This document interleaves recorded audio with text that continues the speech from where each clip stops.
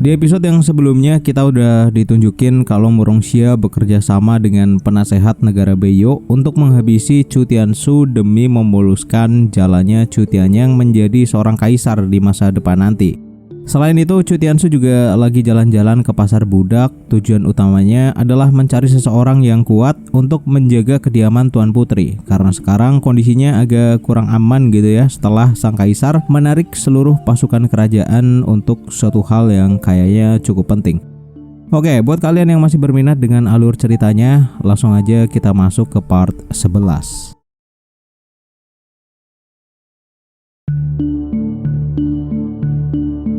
Setelah Chu Tianshu berhasil bikin Qiuyu dan Dongyu nggak khawatir lagi soal trauma masa lalu mereka tentang perbudakan, tiba-tiba ada seseorang yang nyapa dia.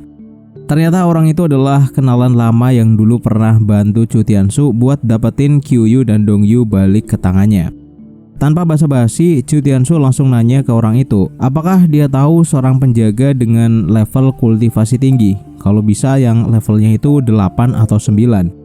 Laki-laki itu malah ketawa dan bilang kalau Chu Tianshu kayaknya lagi bercanda, soalnya mana ada seorang budak dengan level kultivasi setinggi itu. Abis dipikir-pikir, masuk akal juga apa yang dia bilang. Orang dengan level 9 pasti udah gabung sama pasukan keamanan wilayah.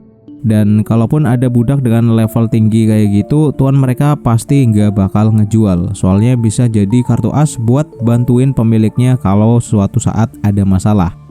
Chu Tianshu pun lanjut nanya kalau hewan spiritual tingkat tinggi ada nggak tempat yang ngejual. Orang itu ngejawab kalau dia tahu siapa yang menjual, tapi harganya mahal banget dan mesti dipesan dulu sebulan sebelumnya. Chu Tianshu sedikit kecewa karena menurutnya nunggu sebulan itu udah kelamaan guys. Nah, nggak berhenti sampai di situ, Chu Tianshu nanya lagi, kamu tahu nggak info tentang ahli mistik atau kultivator mistik? Si pria itu agak malas jawab dan malah ngasih kode kalau dia butuh imbalan. Dan karena Chu Tianshu paham maksudnya, ia meminta Qiuyu buat ngasih 5 koin perak ke pria itu. Setelah dikasih koin, pria tersebut akhirnya cerita dan katanya ada lelaki tua yang dulunya mungkin seorang kultivator mistik, tapi sekarang jadi pengemis. Dia pernah lihat si mantan kultivator itu duduk di pinggir jalan, dibully sama seseorang bernama Lei Sanhu. Pengemis itu sempat ngomong sendiri di mana nasib sialnya sekarang itu gara-gara kemampuan kultivasinya yang hilang. Dulu ia kira itu cuma omong kosong, tapi abis dengar pertanyaan Chu Tianshu, dia jadi mikir, mungkin aja itu bener. Nah, karena penasaran, Chu Tianshu minta pria itu buat nganterin dia ke pengemis tersebut. Mereka jalan cukup jauh sampai akhirnya pria itu tunjukin lokasi pengemisnya guys. Nah, saat itu si pengemis lagi dihajar sama beberapa orang karena katanya dia sering nyolong makanan, dimana salah satu pemilik kedai yang ternyata orang ini adalah Lei Sanhu juga nyuruh orang-orang buat ngehajar si pengemis sampai mati. Gak tahan lihat kejadian itu, Chu Tianshu teriak keras banget, nyuruh semua orang buat berhenti, dan Lei Sanhu langsung nanya, lu siapa dan ngapain ikut campur urusan ini? Cuma dengan sekali lihat, Chu Tianshu tahu kalau si pengemis ini emang mantan kultivator, tapi semua jalur energinya udah rusak dan cuma tersisa benihnya aja. Menurut Chu Tianshu, benih pengemis ini udah bocor, artinya kecil kemungkinan dia bisa berkultivasi lagi. Tapi kalau si pengemis ini beneran ahli mistik, dia pasti paham banget soal dunia kultivator mistik. Chu Tianshu pun mikir, kayaknya oke juga kalau dia rekrut pengemis ini jadi penasehat, tapi ya asalkan biayanya nggak mahal. Dia lalu nanya ke Lei Sanhu berapa hutang yang harus dibayar pengemis ini. Lei Sanhu bilang hutangnya 3 koin perak, padahal sebenarnya cuma 1 perak dan dia cuma manfaatin situasi. Si pria yang ngantar Chu Tianshu langsung negur Lei Sanhu, bilang kalau dia nggak sopan ke permaisuri kerajaan. Tapi bukannya minta maaf, Lei Sanhu malah ngehina Chu Tianshu dengan sebutan permaisuri nggak guna. Dia bilang mungkin semua orang dan keluarga mereka bakal tunduk sama permaisuri, tapi dia nggak bakal pernah takut sama Chu Tianshu. Dengan merasakan aura yang keluar dari wanita berbadan besar ini, Chu Tianshu bisa tahu kalau ternyata Lei Sanhu juga adalah seorang kultivator bela diri di tahap ke-6. Tapi Chu Tianshu ngerasa lebih bijak buat gak bikin ribut biar urusannya cepat selesai aja dah. Akhirnya dia bilang gak berani lawan Lei Sanhu dan setuju buat bayar 3 koin perak. Nah, setelah uangnya diterima, Lei Sanhu langsung pergi sambil ngasih peringatan ke si pengemis. Dia bilang kalau si pengemis kali ini beruntung diselamatin sama Chu Tianshu. Tapi kalau sampai dia ngulangin lagi, Lei Sanhu gak bakal ragu buat matahin kakinya guys. Setelah semua orang pergi, si kakek pengemis tiba-tiba batuk darah. Chu Tianshu berniat menolong, tapi si kakek langsung nolak. Katanya dia nggak akan bisa balas kebaikan Chu Tianshu, apalagi tadi dia baru aja ditolong. Tapi Chu Tianshu ngejelasin kalau dia emang seneng bantu orang lain dan nggak suka lihat pria tua direndahkan. Walaupun si pengemis terus-terusan ngucapin terima kasih, dari raut wajahnya Chu Tianshu ngerasa guys kalau kakek ini sebenarnya cuek. Nah, untuk nyairin suasana, akhirnya Chu Tianshu ngajak si kakek buat makan bareng. Tapi ini malah bikin si kakek bingung apa tujuan permaisuri sampai ngajakin ia makan. Lagi-lagi si kakek nolak ajakan Chu Tianshu. Dia bilang gak bisa makan makanan dari keluarga Chu dan minta izin buat pergi kalau urusannya udah kelar. Melihat gelagat yang aneh ini, Chu Tianshu malah makin curiga kalau si kakek sepertinya lagi nyembunyiin sesuatu yang menarik. Chu Tianshu gak nyerah, dia terus membujuk kakek pengemis itu buat makan bareng dan janji setelah itu si kakek gak perlu berhutang apa-apa. Singkat cerita, akhirnya si kakek setuju dan dia juga yang memilih tempat makannya guys. Gak disangka si kakek malah bawa Chu Tianshu ke kedai milik Lei Sanhu, di mana wanita itu tentu aja kaget melihat mereka berdua datang. Tanpa basa-basi, Sanhu langsung nyuruh Chu Tianshu buat bawa si pengemis keluar. Katanya si pengemis ini badannya bau dan kalau pelanggan lain lihat mereka semua bakal kabur. Tapi si pengemis tetap kekeh pengen makan di situ, bahkan bilang ke Chu Tianshu kalau dia bisa makan malam ini di restorannya milik Sanhu, dia bakal nurut apa aja yang diminta sama tuan permaisuri. Tanpa pikir panjang, Chu Tianshu langsung ngeluarin uang emas dan dalam waktu singkat sikap Sanhu langsung berubah total guys. Jadi ramah banget, bahkan bersedia tutup restoran khusus malam itu buat Chu Tianshu dan pengemis tua itu. Mereka semua jadi semangat dan Chu Tianshu meminta Sanhu buat lepas baju sekarang juga guys. Tapi Sanhu malah salah paham, dikira Chu Tianshu punya perasaan ke wanita ini. Chu Tianshu langsung merasa mual lihat ekspresinya Sanhu. Padahal maksudnya dia cuma pengen Sanhu ganti baju biar bisa dandanin si pengemis. Sanhu pun agak sedikit marah karena merasa dipermainkan. Kemudian ia nyuruh mereka segera makan dan gak perlu banyak request. Nah, di ruang VIP si pengemis akhirnya nanya ke Chu Tianshu, apa sih sebenarnya tujuan tuan permaisuri ngajak dia makan? Chu Tianshu dengan tegas balik nanya, apakah kau seorang ahli mistik? Si pengemis nggak langsung ngejawab, malah kelihatan penasaran. Apakah ayahnya Chu Tianshu pernah nyebut-nyebut dia sampai-sampai tuan permaisuri nyariin ke pelosok daerah?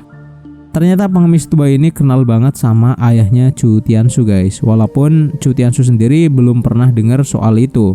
Chu Tianshu bilang kalau info soal pengemis ini dia dapat dari Dazui, seorang penjual budak yang nyebut kalau ada seorang pengemis yang kemungkinan adalah seorang ahli mistik. Si pengemis tua akhirnya memperkenalkan diri, namanya adalah Liu Wentao. Terus ngasih tahu kalau dia dulunya memang seorang ahli mistik pemurnian senjata. Chu Tianshu kemudian nebak kalau Wentao pernah terluka parah yang membuat semua tekniknya hilang. Wentao pun ngejelasin kalau itu memang bener, meridiannya udah rusak total dan gak bisa diperbaiki. Katanya kalau tuan permaisuri mau nanya apa-apa langsung aja, saya juga bisa kasih sedikit nasihat. Wentao minta Chu Tianshu gak usah bertele-tele, langsung aja tanyain, di mana Chu Tianshu pun nanya, kalau aku bisa nyembuhin kakek Wen, maukah kau jadi pengikutku? Wentao langsung ketawa kecil, bilang kalau dia udah tahu seberapa rusak tubuhnya, yang mana semua jalur meridian udah putus, yang tersisa cuma satu benih yang kekuatannya juga hampir hilang. Tapi kalau yang dibilang Chu Tianshu emang benar, Wentao janji bakal setia melayani Chu Tianshu seumur hidup. Setelah cukup puas dengan jawaban kakek Wentao, Chu Tianshu menyuruhnya makan sepuasnya dan setelah itu ganti baju dengan pakaian yang lebih rapi karena katanya setelah ini dia bakal dibawa ke kediaman Tuan Putri. Sebelum pergi, Wentao bikin satu permintaan ke Chu Tianshu. yaitu kalau kekuatannya nggak bisa balik, dia ingin diizinkan pergi sendiri, dan Chu Tianshu pun setuju guys. Beberapa waktu kemudian, Wen Tao keluar dari restoran dengan penampilan baru yang sangat keren, bahkan bikin Sanhu melongo. Sanhu sampai heran kenapa kakek yang ternyata lumayan tampan ini malah milih hidup jadi pengemis. Wen Tao cuma ngucapin terima kasih dan berjanji suatu hari nanti bakal balas budi ke Sanhu. Chu Tianshu jadi penasaran kenapa kakek Wen Tao kelihatannya bahagia banget, bahkan seolah-olah dia sama Sanhu ini kayak saling menggoda. Setelah itu dia nyuruh Qiuyu dan Dongyu buat antar kakek Wen Tao ke kediaman Tuan Putri, sementara dia sendiri pergi ketemu Dazui buat cari info lebih lanjut tentang ahli mistik lainnya. Nah, di tempat lain Dazui baru aja dapat kabar kalau orang yang dia cari ternyata udah nggak ada di tempat. Dan pas banget guys, waktu itu Chu Tianshu muncul dan Dazui langsung ngomong kalau orang yang bernama Huyan Jue udah nggak ada di sini lagi. Chu Tianshu pun langsung penasaran siapa Huyan Jue itu. Dazui kembali ngejelasin kalau orang itu adalah seorang pemabuk yang kembali lagi ke pasar, dan berdasarkan isu yang beredar, Huyan juga merupakan seorang ahli mistik yang berada di tahap ke-9, di mana ini artinya sesuai dengan kriteria yang sedang Chu Tianshu cari. Kabarnya Huyan pernah menjabat sebagai seorang jenderal, tapi Dazui nggak tahu apa yang membuatnya kehilangan posisi dan sekarang hanya menjadi orang biasa. Setelah diingat-ingat, Chu Tianshu merasa nggak asing guys dengan nama Huyan Jue, dan kalau nggak salah ia pernah dengar nama itu dari Jiang Yu atau si ibu tirinya. Sekitar 3 tahun yang lalu, Huyan Jue memang benar merupakan seorang jenderal yang bertanggung jawab atas wilayah selatan. Namun karena serangan monster dan invasi dari pasukan Chen, ia terluka parah dan kota yang harusnya ia jaga jatuh ke tangan musuh. Meskipun seluruh penduduk kota udah dievakuasi, pihak istana tetap menganggap ini merupakan sebuah kegagalan yang pada akhirnya Huyan Jue dicopot dari jabatannya guys dan menjadi rakyat jelata. Di kepala Chu Tianshu, menurutnya orang dengan masa lalu kayak gini tuh kemungkinan besar akan sangat benci kepada istana, di mana Chu Tianshu sepertinya akan sedikit susah untuk membujuk Huyan Jue karena Chu Tianshu pada dasarnya adalah orang istana. Nah, di situ tiba-tiba ada ledakan besar yang terjadi dan seseorang terlempar dari dalam bangunan yang meledak itu. Dan ternyata laki-laki tersebut adalah Huyan Jue yang sedang bertarung dengan seseorang yang untuk saat ini kita belum tahu namanya siapa guys. Kalau dilihat-lihat, kayaknya pertarungan ini disebabkan oleh masalah rumah, di mana Huyan Jue dipaksa untuk menjual rumah miliknya, namun ia terus menolak. Di situ Chu Tianshu agak terkejut karena ternyata inilah sosok orang yang sedang ia cari. Huyan Jue tetap kekeh dengan pendiriannya, bahkan ia bersumpah lebih memilih untuk mati daripada harus menjadi anjing orang lain. Akhirnya si pria tadi menyuruh bawahannya untuk menangkap Huyan Jue lalu menghajarnya sampai mati. Di situ Chu Tianshu berusaha melindungi Huyan dengan teknik taiji miliknya, namun ternyata pria elit tadi menjadi sangat marah guys dan berniat untuk menyerang juga. Padahal ia tahu kalau Chu Tianshu adalah seorang permaisuri. Sambil bertarung, si pria elit ngomong kalau ia nggak mengakui Chu Tianshu sebagai tuan kerajaan, apalagi dengan kisah masa lalunya Chu Tianshu yang emang nggak berguna. Si pria elit terus memanas-manasin Chu Tianshu yang baru aja menang duel dari Pangeran Beiyo.